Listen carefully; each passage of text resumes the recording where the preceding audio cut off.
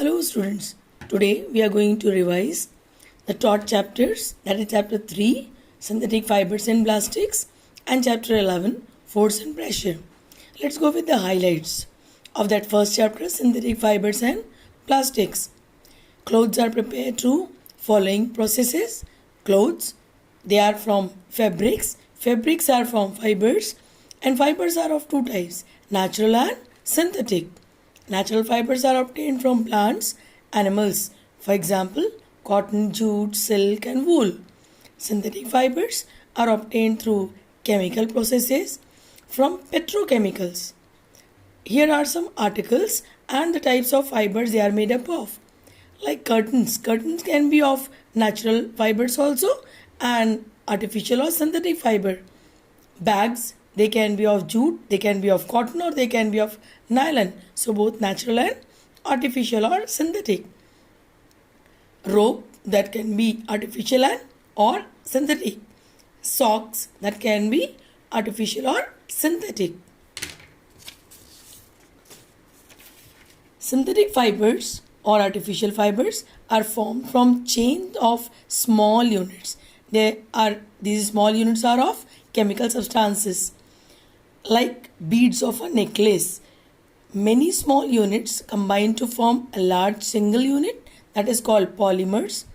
Artificial fibers are in fashion as they are light in weight, have long life, do not fade, are stretchable, they get dry easily, and are inexpensive, means cheaper than natural fibers. Extensive use of synthetic fibers are due to their versatility, used to make fabrics, ropes, packaging materials, buckets, pipes, glasses, brushes, etc. And so many other things are also there. Now let's talk about plastics. Plastic is a polymer which is easily molded or set into any desired shape.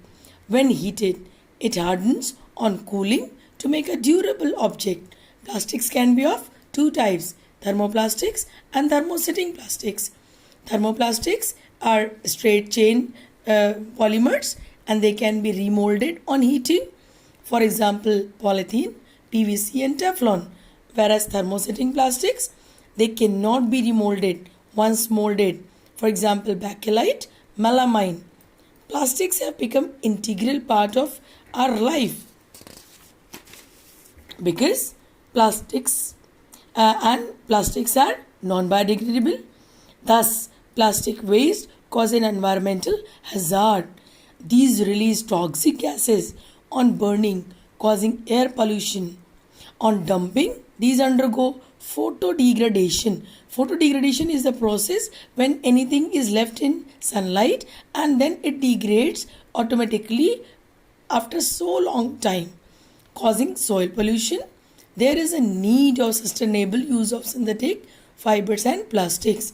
These should be used in such a way that one can utilize their qualities and at the same time minimize the environmental hazard caused by them. So for that we need to go for 5 R's rules, that is refuse, reduce, reuse, recycle and recover at last. Fine students, let's begin with another chapter, that is force and pressure. A force is a push or pull. Force arises due to interaction between two objects. A force has both magnitude and direction, so we call this as a vector quantity. A force can be contact or non-contact. Contact force is of muscular and frictional, and non-contact, magnetic, gravitational and electrostatic force come under non-contact force.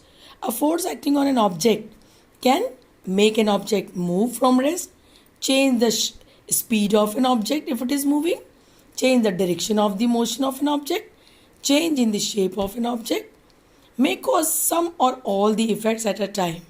So dear students, that's all for now. Rest of pressure topic we shall discuss in another video. Thank you.